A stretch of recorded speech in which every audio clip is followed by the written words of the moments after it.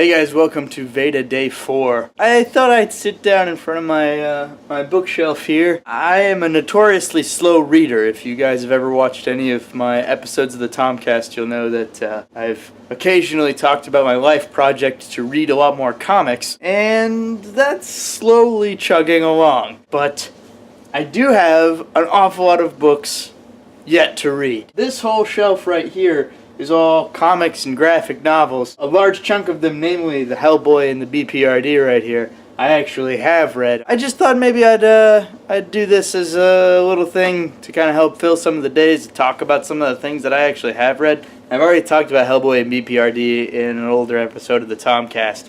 So instead I thought I'd talk about the Savage Dragon archives. My buddy Justin originally introduced me to the character Savage Dragon. He had drawn a picture of him a long time ago, and I thought that he looked really cool, and his description of him sounded pretty cool too. He wakes up one day, is green, is powerful, and decides, you know what, I guess I'll be a cop. I mean, effectively, that's the story. The story just focuses on him dealing with crime elements. I believe that he's actually based in the city of Chicago. Because it's Image Comics, there's a bunch of crossovers with other Image characters and personalities. Definitely, it's something that I think is very dated, especially this being the first archive collection. It's all very 90s, lots of overpuffed muscles and characters with way too many pouches and pockets. I've actually read through this a couple times just because I really enjoy the character. I've always been a big fan of the kind of characters that, much like Hellboy actually, find themselves in fantastic circumstances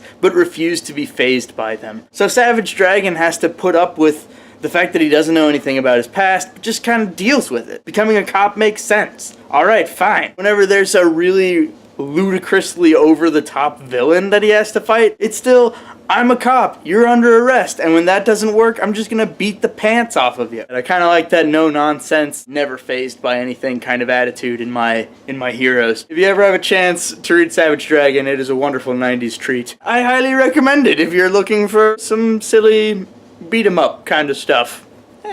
Thanks for stopping by my library, and I'll see you guys tomorrow.